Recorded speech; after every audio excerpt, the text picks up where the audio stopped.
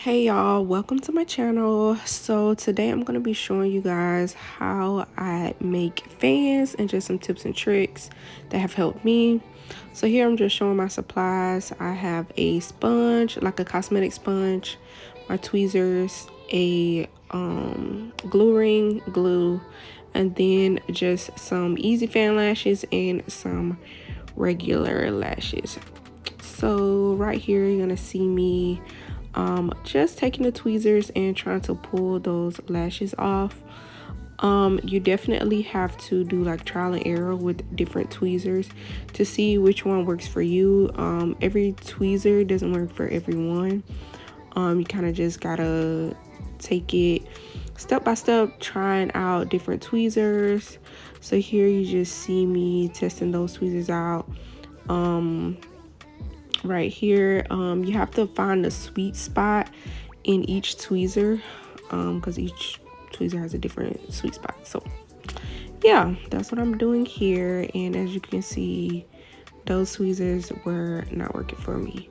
So what you do is, once you find your sweet spot, just take a Sharpie marker or some type of permanent marker and just mark the actual tweezer exactly where you are able to pick it up. So here you see me, I switched tweezers. These are some other tweezers that I got from Amazon.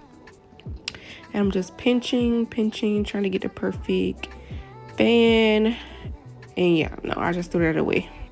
So I'm just pinching again. I picked up some more lashes and that was a good pickup there. Pulled it off perfectly. They're all straight. And you see how I'm pinching and it does nothing. So you have to loosen the tweezer up just for it to pinch. Now when the glue ring comes into play, this glue ring is amazing. It has those little cuts on the side so you can kind of wiggle the actual volume fan in there. And look how small that base is. Perfect. Such a beautiful fan. Yes. So that's really why I like those glue rings. They make it so much easier for you to make a fan. So I'm just showing you a close-up how that fan looks. So these are my favorite tweezers. This is personally what I use to create volume fans. So here you just I'm gonna pick up lashes. Boom. Nice clean pickup. Tweeze, squeeze now. Okay, and then I'm gonna dip in the glue there. And so I'm gonna use the cuts. It was already pretty much a good fan, but I just like to get it a little more perfect and dip it in there. And so that fan was a little more narrow as opposed to the other fan. We have more of a wide fan. So I feel like those wide fans create more of a dark and fluffy look, and more of a dark lash line as compared to the narrow fans. So here I am picking up lashes again. See how perfect that was? Yeah. Okay, so I'm just showing the different lashes. The different lash fans. The second one was more narrow. The first one was a wider fan, and they just give different looks.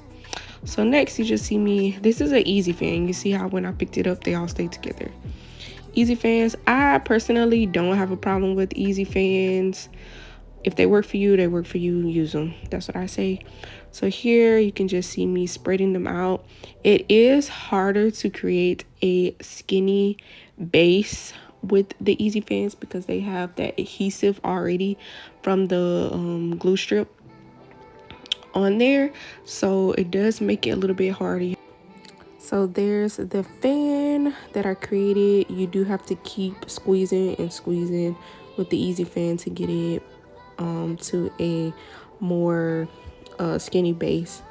So here, this is another option. You can put the lash fan down on the strip, and the strip is pretty sticky, and you can spread the fan out that way.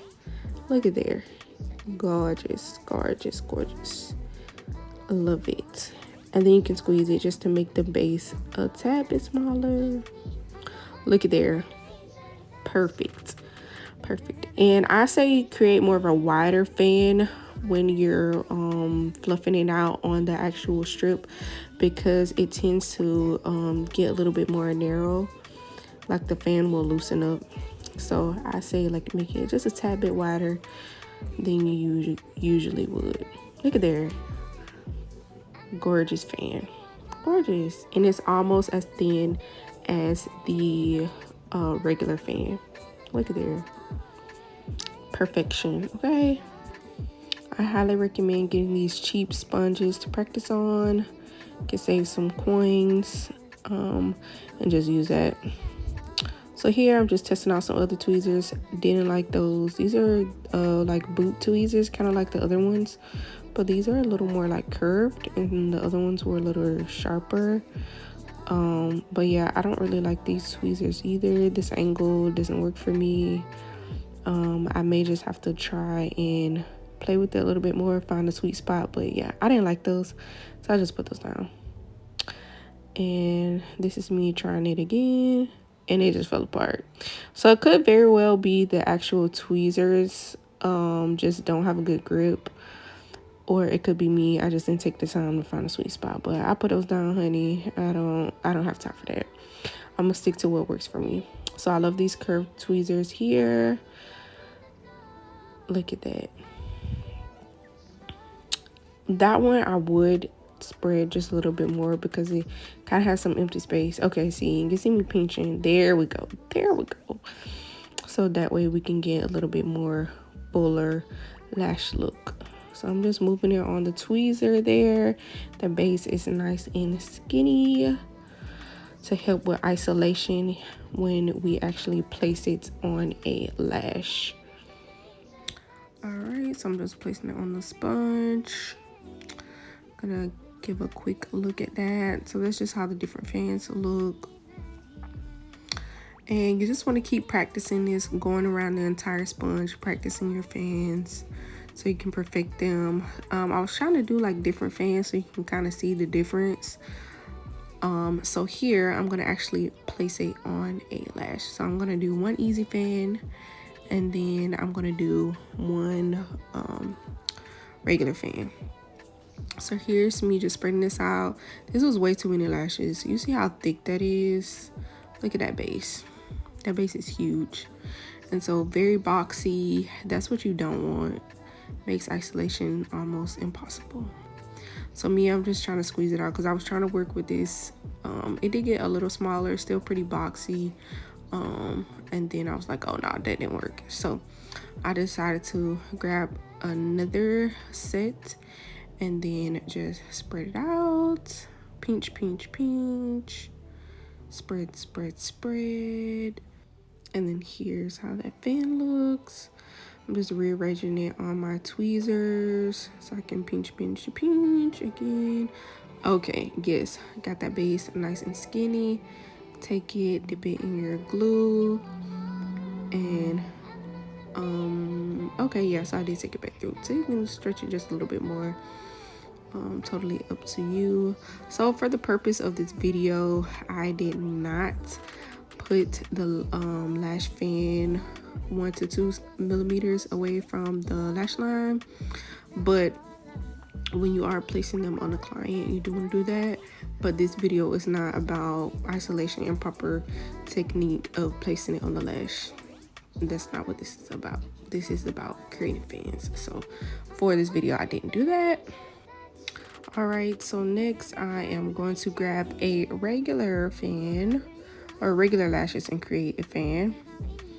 So you see me here pinching, pinch, pinch, pinch. Look how skinny that base is already. Beautiful. So next I'm going to dip in the glue and then just shimmy through the little cut there. And there's a lash stud there, but I'm going to get that off in a second. Place it on the lash, boom, then just, there we are. And that is how you create a volume fan. If you have any questions, please let me know. Put them down in the comment box, or if you have any other tips, feel free.